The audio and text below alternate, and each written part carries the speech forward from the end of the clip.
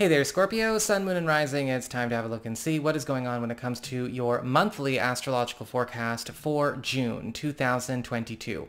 And just a quick reminder for everybody out there, while Saturn and Neptune retrograde is on my radar for this month, I'm not going to be covering it in this particular video just because those are long retrogrades and they go pretty deep, and I want to cover them in a special video that will be coming out soon. So stay tuned for that. If you are interested in getting a session with me, you can go on ahead to my website. It's integrativemysticism.com, or you can follow the links in the down bar below. And don't forget to like, share, and subscribe. You know I appreciate it. And of course, engagement helps this channel out a lot.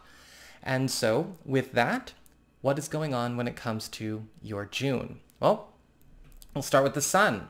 Moving through Gemini through the 21st of the month, bringing attention, enhancement, and support to your 8th house of shared resources, passive income, as well as intimacy, self-employment earnings, and even contributions to your personal economy that may come from, say, business partners or spouses and all of that. With the Sun bringing that attention, enhancement, and support, we are seeing a major atmospheric and environmental transformation going on in all of these corners of your life. You may be finding that you are getting a lot more value, especially when it comes to supplemental income streams or extra income streams that are on top of your typical base. So this can include things like sales, commissions, tips, incentive programs, anything that could be coming from side gigs or side projects or investments. This is a great time for those of you who are self-employed because you're going to be noticing your numbers definitely on the rise. And yes, you may be finding as well that spousal contributions or spousal income, as well as a business partner's contributions to an alliance, are also going to be increasing to a new normal. After the 21st, we've got the Sun moving on into Cancer for the duration of June, going on into July. And with the Sun in Cancer, for you Scorpio people, this is your 9th house of higher education, government legal proceedings, travel, as well as culture, your spiritual path and practice, and your reach, your territory, right? How you connect with the wide world. And with the Sun in the 9th house, this is a time where you're going to find that, yeah, a lot of these environments are going through perhaps an overdue change for some of you. And some of you may be finding you are being pushed to make an overdue change or move on from something that you have remained stuck in or stuck to for far too long. In fact, with the Sun in the 9th house, you may be finding a lot of conventions, policies, standards, and agreements and contracts that you have been abiding by or maybe just sort of working in are no longer the way they have been in a familiar sense. They are transforming. They are adopting a new form in a way that is much more supportive to a big move for you. Travel opportunities are absolutely going to be the name of the game, especially for those of you who want to travel between the 21st of June and about week 3 of July. Or if you can't travel then, well, we'll be making some serious plans for later in the year, again, if you're up to it. This is also a time where a lot of maybe gestures or conversations or products or creations that you've been looking to put out there to maybe gain traction or to get noticed or gain awareness are getting that awareness. And you're also going to find that with the Sun in the 9th house, yes, your spiritual path and practice is becoming a lot more active and engaged, with a few level ups as far as your skills and abilities are concerned as well. We have Mars, the planet of action, passion, energy, that obstacle-clearing driving force in Aries all month long. And this is your 6th house of work, reputation, your schedule, your peers in terms of your coworkers and teammates, as well as your clientele and customer base.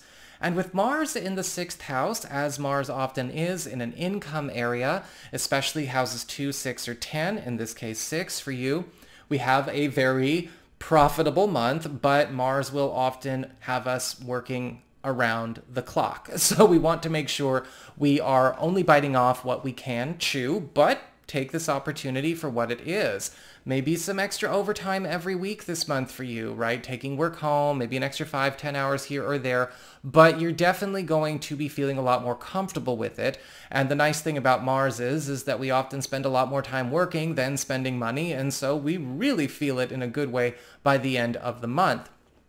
However, this is also going to be a time where you're going to have to make some big decisions about your growth and who you are associating with and who you are working for when it comes to your professional life. And sometimes we have to do this. We have to see, okay, what is my work attracting? Who am I networking with? Who is attached to me? Who am I attached to? And what can I do to just make this work the best way possible, or make some big breaks with myself in the highest interest of all concerned? Some of you may have to lay down the law, especially when it comes to teammates, clients, and customers that are really just not respecting the terms of what it means to work with you or to be associated with your work. Some of you may actually end up firing some people. Some of you may end up going no contact with people. Some of you may be having to put up some stern boundaries and, even get sterner if people don't get what you're putting down. With Mars in the 6th house as well, however, you are going to find that as you go through this clipping, as you go through this adjustment, as you go through this purge, you are also being put in a better space to work with the people that are the best fit for you. You are getting a chance to make room for those that want to come in from the side of the tracks you want to be on. And so be brave and suck it up if you have to suck it up because you might be afraid to do something, or you might not accept that there might be something you have to do, and just go for it this month. With Venus, the planet of love, favor, popularity, and affection, well, we've got Venus in Taurus, your 7th house of partnerships and closest one-on-one connections. This is your boyfriend, girlfriend, BFF, business partner, husband, wife, roommate, all the people you have your closest one-on-one connections with through the 22nd of the month. And with Venus here, all of our partnerships and closest one-on-one connections are getting tighter because Venus, bringing more demonstrations of generosity, affection, and loyalty, it's creating a much more intimate and much more vulnerable dynamic in all of these connections, even the platonic ones, even with your BFF, again, even your business partner. Venus here is bringing a lot more comfort, a lot more luxury, and also allowing a lot of partnerships to step into a much more established space when it comes to how they want their quality of life socially and environmentally. This is also a time where those of you who are thinking about taking a relationship to the next level, right, going into getting established in a new kind of status, are going to find that partners and you are definitely on the same page. And for those of you who are single or available to new people, we are drawing in the ideal matches with which to have those experiences with down the road. After the 22nd, we've got Venus moving into Gemini for the duration of the month and going on into July. This is that 8th house of shared resources, passive income, and intimacy. And Venus in the 8th house is all about the intimacy. And it's all about fantasy fulfillment for you Scorpio people, especially when it comes to romantic fantasies or even sating hungers or desires that may not necessarily have been getting a lot of time to be explored or enjoyed, whether this is with an existing partner or if you are single or available, somebody new that is compatible in that way. We also have Mercury cruising through these two signs as well this month. Mercury is the planet of communications, speed, and productivity. Mercury is direct in Taurus as of the 3rd of June and will remain in Taurus until the 13th of June. And this is that 7th house of closest one-on-one connections. And we are speeding up developments here, especially when it comes to developments towards a new status or maybe the culmination or accomplishment of a shared goal or aspiration. If this is a business partnership, this could be the meeting of a goal or a funding deadline, or maybe breaking some kind of glass ceiling when it comes to our productivity and our earning power. If it's a marriage or an existing couple kind of relationship, then we are seeing something that we are able to finally materialize for ourselves or for our family, a big move we are looking to make, or maybe even speed up the attainment or maturation of a goal that we have been a bit tender with and maybe a bit slow with. For those of you who are currently single and available, this is making you quite well known and quite popular because Mercury in the 7th house is opening up lines of communication with all kinds of different partnership and alliance opportunities, even ones for business or just for friends that will become very, very closely involved in your life if you let them. After the 13th, we've got Mercury moving on into Gemini through the duration of this month and going on into July.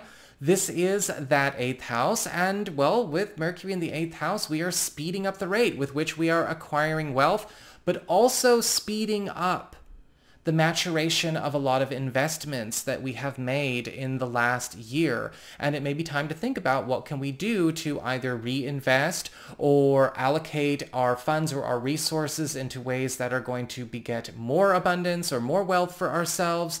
Sometimes this is also a time where we are seeing the speeding up of the maturation of some kind of skill or hobby we have monetized, speeding up the growth of a personal business or a side business. And yes, for those of you who are curious about partners or business partners and things like that, we're also seeing the speeding up of a lot of growth opportunities in their lives outside of your relationship, relating, however, to maybe a financial or investment interest you share. We have a full moon going on to the lunations, right? We always close up talking about the lunations. We have a full moon in Sagittarius on June 14th, which is all about culminations, transitions, and endings. This is your second house of earned income, employment, your values, and your valuables. And a full moon in your second house is all about something you guys are going to quit in the 2 weeks between the 14th of June and the 28th of June. Now, this could be, yes, some of you Scorpio people deciding to put in your 30 days notice, deciding to quit a certain role or a certain financial or professional commitment in favor of a superior option that will most likely be substantiating this month. Or some of you may find that this is the time that you may want to close up shop on something that you have already been working on transitioning away from, because all of the pieces will be in place then.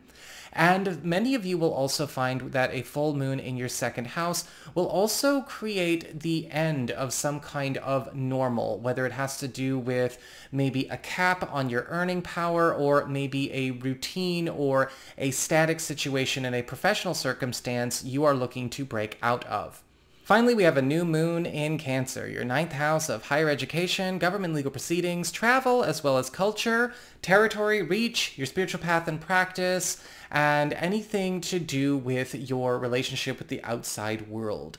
And a new moon in the 9th house has a tendency to pluck us out of maybe a comfort zone that has been imprisoning us in some way. This is one of those new moons that is very positive, but it's not always for the faint of heart, because, well, if we have been maybe being a bit too tender, a bit too gentle, a bit too meek, a bit too timid, babying ourselves in some way when it comes to maybe a spiritual path, an academic path, a career path, or a big desire that we have, this new moon is going, well, put up or shut up, because this is all about lifting you into a territory or a space or maybe an environment that is going to make those dreams come true, but you have to let go of maybe any safety blankets that you have. This can sometimes show up where a big transfer opportunity shows up. Again, travels and moves are definitely on board for those of you who want them. This could also be the welcome of maybe some kind of new sense of community or support system when it comes to your career, your academic path, or even your spiritual community. This could be comprised of known individuals and new individuals. And a lot of you are also going to find with this new moon in Cancer that you can't get back in your bubble because you have outgrown it in the 2-week window period between the 28th of June and going well into the first half of July. So that is what I've got for you all. I hope you enjoyed it. If you did, don't forget to like, share, and subscribe. You know I appreciate it. And should you ever wish to get a session with me, go on ahead to my website. It's integrativemysticism.com.